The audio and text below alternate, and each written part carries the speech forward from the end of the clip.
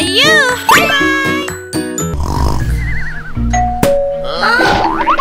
Ai vậy?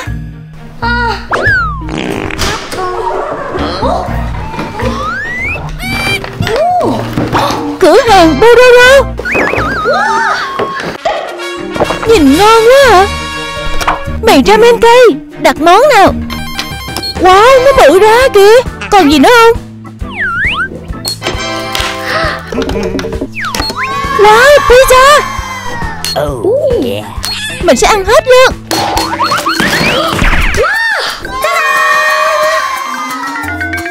Mì ramen.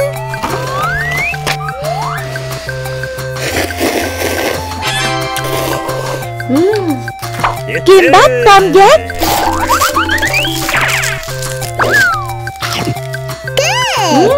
Cá ngừ bên trong.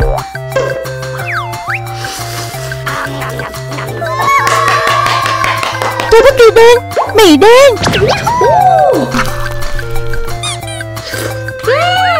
Dai dai. Kim bắp gà. Có vị gò nhiều lắm. Xúc xích.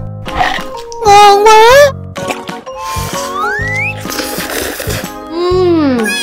Ngon. Sandwich sô-cô-la bạc hà.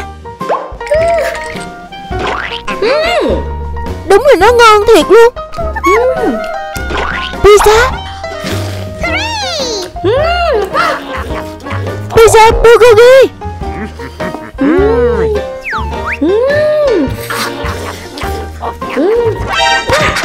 Khát quá quá. Bororo.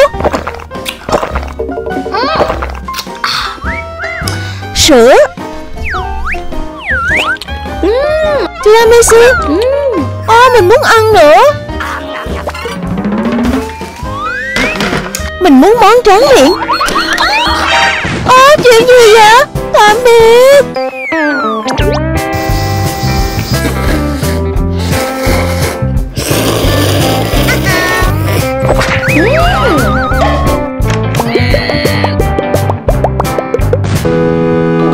Đói bụng quá.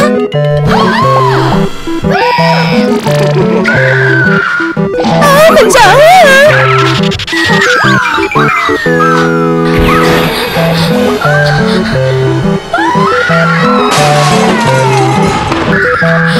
Thử thách mì xào gà. Mì gà roast, sốt sét.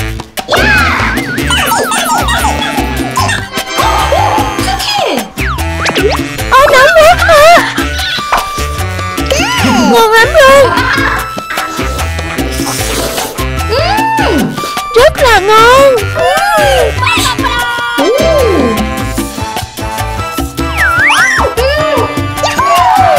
Ngon quá. Cream cabo. Cái ngon đi. Siro sô-cô-la. Cái mùi thử thách.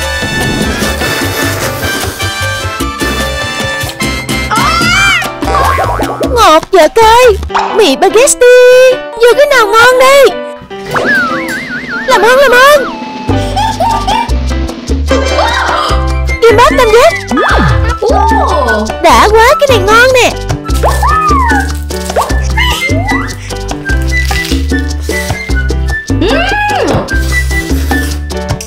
Ngon lắm luôn. Tuyệt vời. Mì gà xào. Màu tạt vàng.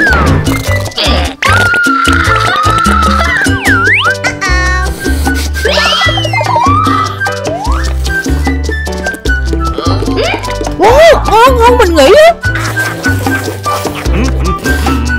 Sao tự nhiên cay quá vậy? Coca. 4 vị. Mì xào phô mai. Phô mai. Awesome, it's cheese. Phục vụ. Phô mai.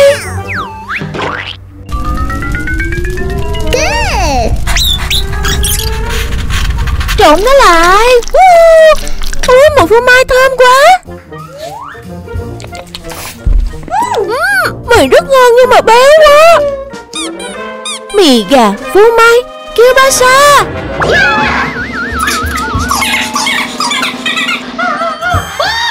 Kielbasa. Wow, nhìn ngon quá.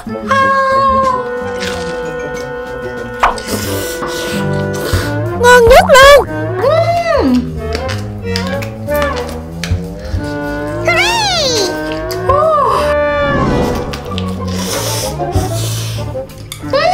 Rất ngon.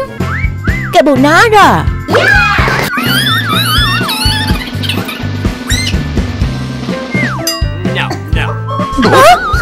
Không. Wow, bắp ngọt.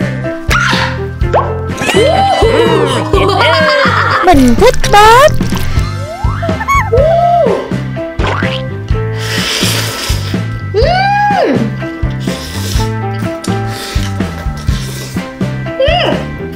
Ngon lắm đó.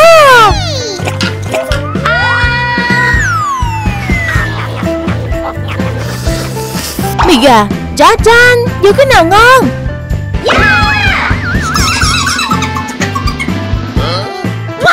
Wasabi.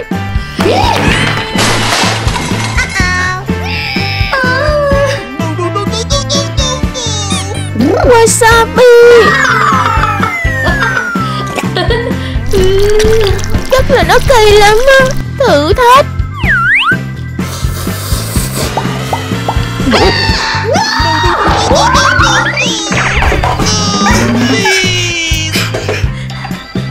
Mình sẽ trộn tất cả lại.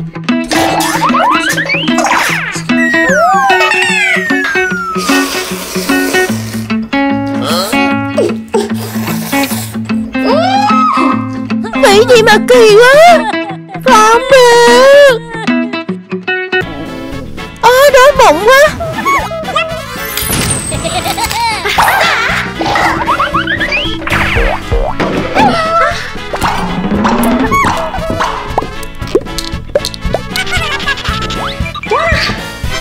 Một, hai, ba.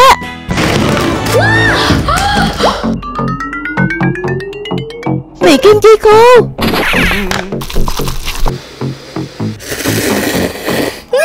Quá ngon.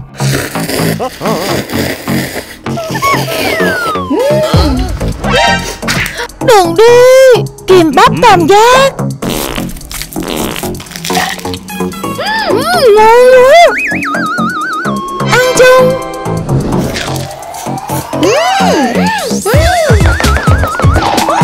Cái gì vậy?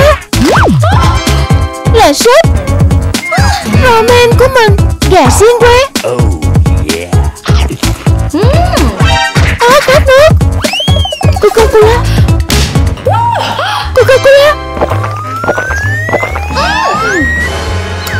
Cái gì vậy?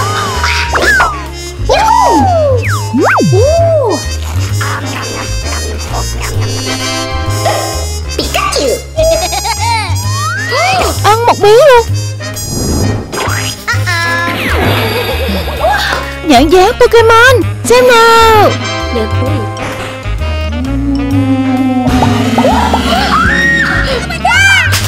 Sandwich. Đó là sandwich. Ngon quá. Hamburger của mình. Ok.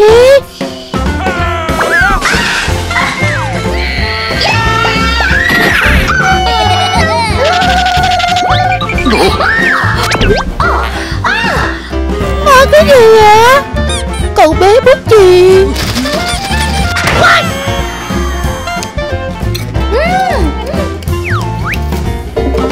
Cậu bé bút chì không gian.